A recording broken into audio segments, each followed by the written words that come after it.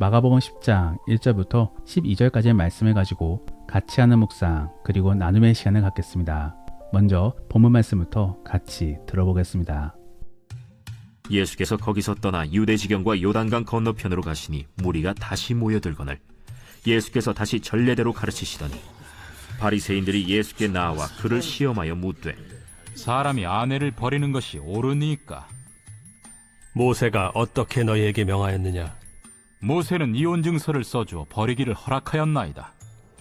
너희 마음이 완악함으로 말미암아 이 명령을 기록하였거니와 창조 때로부터 사람을 남자와 여자로 지으셨으니 이러므로 사람이 그 부모를 떠나서 그 둘이 한 몸이 될지니라. 이러한즉 이제 둘이 아니요 한 몸이니 그러므로 하나님이 짝지어 주신 것을 사람이 나누지 못할지니라 하시더라. 집에서 제자들이 다시 이 일을 물으니 누구든지 그 아내를 버리고 다른 데에 장가드는 자는 본처에게 간음을 행하며 또 아내가 남편을 버리고 다른 데로 시집가면 간음을 행함이니라. 오늘 본문은 예수님과 바리새인들이 논쟁을 벌이고 있는 장면입니다. 특별히 오늘 본문에서는 이혼과 관련해서 예수님께 바리새인들이 시비를 걸고 있는 내용입니다. 즉 율법에서는 이혼을 허락하고 있는데 말라기 말씀에서는 주가 미워하신다라고 전하고 있으니 뭐가 맞는지를 묻고 있는 것입니다. 그러면서도 한편으로는 예수님이 답을 내리지 못하기를 바라고 있습니다. 사실 그래야지만이 예수님에 대해서도 말씀에 대하여 공격할 수 있기 때문입니다. 저는 오늘 본문 말씀을 바라보면서 예수님은 이러한 논쟁 속에서 어떠한 부분들을 유심히 바라보고 있는가를 살펴보기를 원합니다. 그래서 우리도 논쟁 속에서 어떠한 부분들을 잘 생각해 봐야 되는지를 한번 생각해 보기를 원합니다.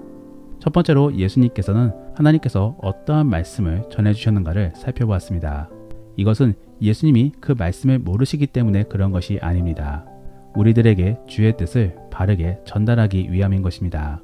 그러므로 예수님께서는 창세기 1장 27절 말씀과 2장 24절 말씀을 그대로 인용하시면서 주의 뜻을 전하고자 하셨던 것입니다. 그러면 이혼과 관련해서 하나님의 뜻은 무엇인 것인가? 우선적으로 하나님께서는 결혼이란 제도를 창조적인 질서 안에서 명하셨습니다. 그러므로 창조의 때 사람을 남자와 여자로 지으셨으니 라고 전하고 있는 것입니다. 여기서의 창조의 때는 창조적인 질서를 의미합니다. 그리고 남자와 여자를 만드셨음은 부부로서 일부일처제의 삶을 요구하고 계신 것입니다. 그러므로 8절 말씀에 그 둘이 한 몸이 된지라 라고 첨언하여 말씀해주고 계신 것입니다. 더불어 결혼하게 되면은 그때부터 하나의 독립된 공동체가 되는 것입니다. 그러므로 7절 말씀에 사람이 그 부모를 떠나 라고 전해주고 있는 것입니다. 이 공동체는 주가 맺어주신 공동체입니다. 그러므로 그 누구도 나눌 수 없는 것이지요. 그러한 내용이 9절 말씀에 기록되어 있습니다. 그러면 6절부터 9절까지의 말씀을 생각해 보면은 결국 주의 뜻은 무엇인 것입니까? 이혼하지 말라라는 것입니다. 그렇게 함으로 우리는 이혼에 대한 논쟁을 금방 매듭지을 수 있는 것입니다. 그러면 이러한 부분들이 우리에게 주는 교훈은 무엇입니까? 논쟁함에 있어 주의 말씀을 참고해 봐야 된다라는 것입니다. 결국 우리는 그리스도인입니다. 그러므로 주 예수를 닮고 주가 원하시는 것을 행하고자 노력하는 사람이 되어야 되는 것입니다. 그러면 논쟁 속에 우리는 어떻게 해야 되는 것입니까? 바로 예수님이 하신 것처럼 말씀을 참고해 봐야 되는 것입니다. 그러면서 함께 말씀 안에 담긴 주의 뜻을 찾아봐야 되는 것입니다. 사실 이렇기 때문에 우리는 말씀을 알아야 되는 것입니다. 그리고 계속적으로 말씀을 가까이 해야 되는 것입니다. 그러면서 말씀이 주가 주신 감동에 따라 주의 뜻을 찾아내야 되는 것입니다. 실제적으로 오늘날의 많은 기독교인들은 그러한 노력도 없이 그저 논쟁만을 벌입니다. 자기의 생각대로 그리고 자기의 이익에 따라서 우기기만 하는 것입니다. 결국 주의 뜻은 뒷전인 것이지요. 그렇게 하다 보면은 결국 싸움만 일어나게 되는 것입니다. 여기에 대하여 우리는 반성해야 됩니다. 온전히 주의 뜻대로 살겠다라고 결단하면서 실제적으로는 그러한 모습이 없는 것입니다. 사랑하는 성도 여러분, 말씀을 가까이 하시고 말씀을 떠올리기를 위해 노력해 보시기를 바랍니다. 그래서 어떠한 문제에 봉착하였을 때 주가 원하시는 것이 무엇인지를 계속 생각해 보시기를 바랍니다. 그리고 토론에 있어서도 그저 자기 주장만을 펼칠 것이 아니라 함께 말씀 안에서 주의 뜻을 찾아보시기를 바랍니다. 두 번째로 예수님께서 눈여겨보셨던 것은 고민에 대한 부분입니다. 즉 그들은 주의 뜻은 생각하지 않고 그저 문자 그대로만을 해석하면서 자기에게 유리한 방향만을 바라보았던 것입니다. 그러므로 예수님께서는 너희의 마음이 완악하여 이와 같이 명령을 기록하였다라고 전하고 계신 것입니다. 사실 예수님께서는 논쟁을 금하지 않으셨습니다. 그러므로 바리새인이 서기관들의 시비를 모두 받아주신 것입니다. 그리고 그러면서 그러한 논쟁 속에서 주의 뜻을 찾으라라고 하고 계신 것입니다. 단순히 맹목적인 순종만을 요구하고 계신 것은 아닌 것입니다. 내 말을 들으며 온전히 주의 뜻을 고민하라라고 전하고 계신 것입니다. 그런데 만일 그러한 생각을 거부하게 되면 어떻게 되겠습니까? 그때부터 완악해지게 되는 것입니다. 사실 이들의 입장에서는 하나님의 뜻은 중요치 않았습니다. 그리고 이혼에 있어서도 주가 원하시는 것이 무엇인지를 알고자 하지 않았습니다. 그저 자기의 이익에 맞춰 해석하고 적용하려고 했던 것입니다. 그렇게 하다 보니 결국에 주의 말씀이 왜곡되어지게 된 것입니다. 실제적으로 신명기 말씀에서 이혼을 허락하시는 이유는 무엇입니까? 바로 약자의 보호 때문입니다. 그러므로 신명기 24장의 말씀을 읽어보면 버려진 여인을 보호하기 위하여 하나님께서는 이혼을 허락하고 계신 것입니다. 그리고 그렇기 때문에 이혼 징서가 언급되어지고 있는 것이고 어떻게 해서든 여인의 권리를 보장하기 위하여 이렇게 명하고 계신 것입니다. 일반적으로는 이혼을 당한 여인은 다시 부모의 집으로 돌아갑니다. 그리고 더 이상 혼인하지 않고 독신으로 사는 경우들이 많았습니다. 그런데 이혼을 하지 못하면 어떻게 되는 것입니까? 계속적으로 집을 지키며 홀로 여러 가지의 위험들을 맞닥뜨려야 되는 것입니다. 하나님께서는 그러한 부분들을 방지하기 위하여 이혼을 허락하시는 것입니다. 단순히 인권을 위하여 이혼을 허락하시는 것이 아닌 것입니다.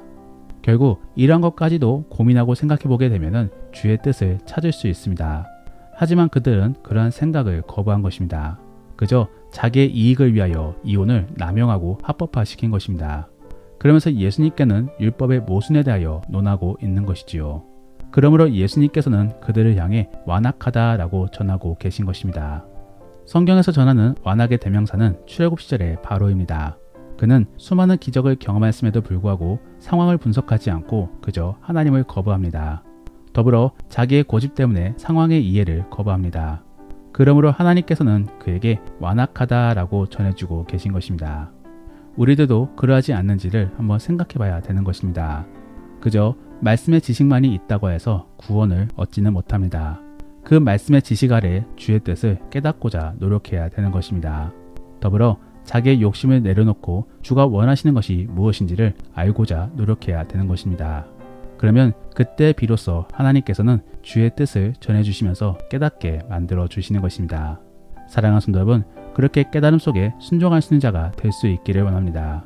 그래서 완악해지지 않고 오히려 지혜로운 그리스도인이 될 수 있기를 원합니다. 마지막으로 예수님께서 눈여겨보셨던 것은 사람의 욕심입니다. 즉, 그러한 논쟁 속에 사람의 욕심이 가미되어 있지는 않는지를 살펴보았던 것입니다. 오늘 본문의 11절과 12절 말씀을 읽어보면 간음에 대한 이야기가 등장하고 있습니다. 그러면 여기서 전하는 간음은 무엇입니까? 바람을 피는 것입니다. 그리고 바람은 어떻게 피는 것입니까?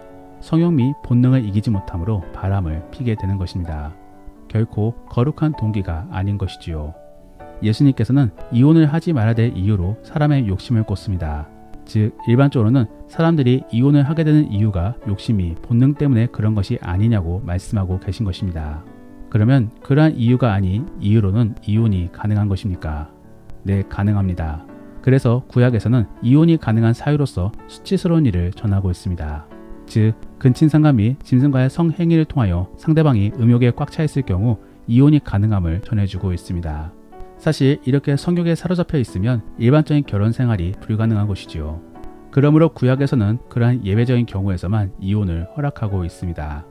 더불어 신약에서는 신앙에 있어서 믿음의 공동체가 되기를 거부한다라고 한다면 이혼을 허용하고 있습니다.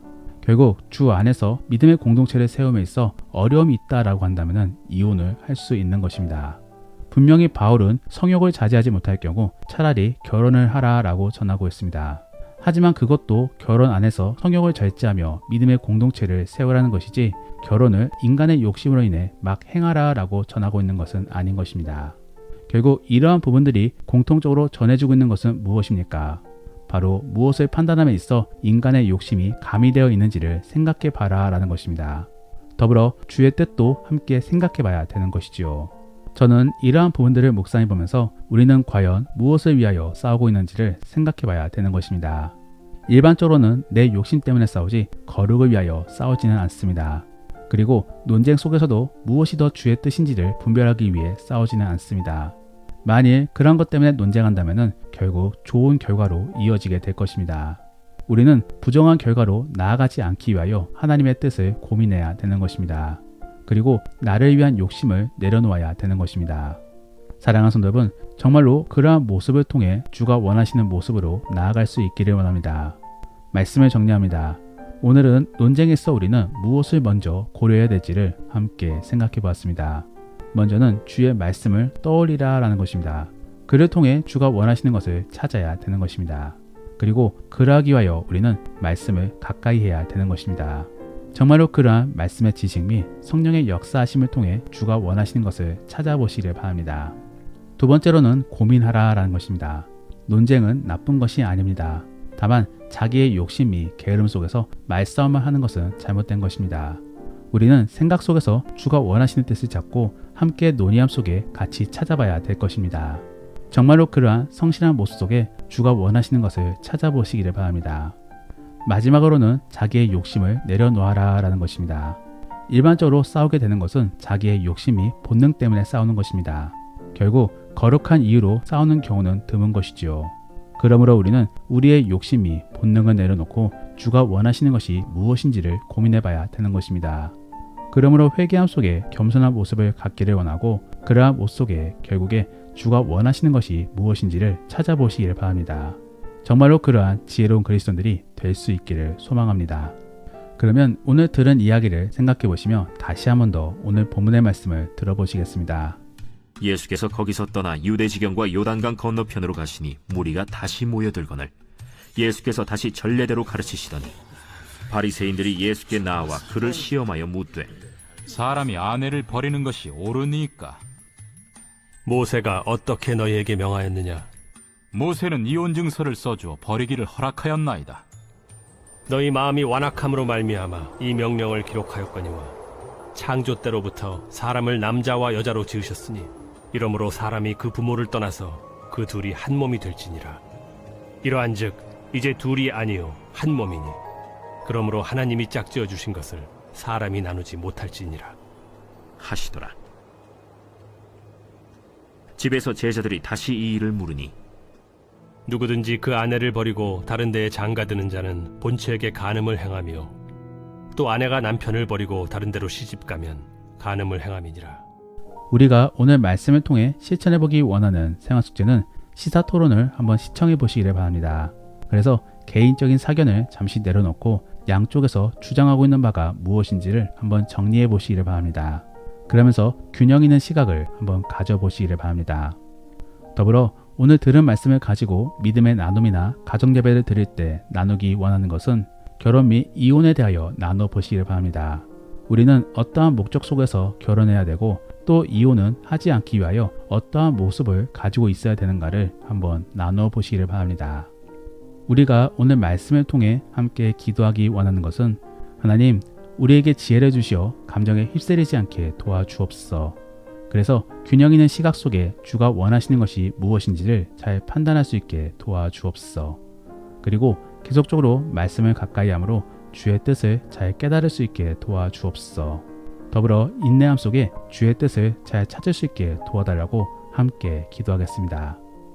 그러면 이제 오늘 본문 말씀을 가지고 치열하게 하루를 살아갈 수 있기를 바랍니다. 주 안에서 승리하시고 복된 하루가 될 수 있기를 예수님의 이름으로 축복합니다.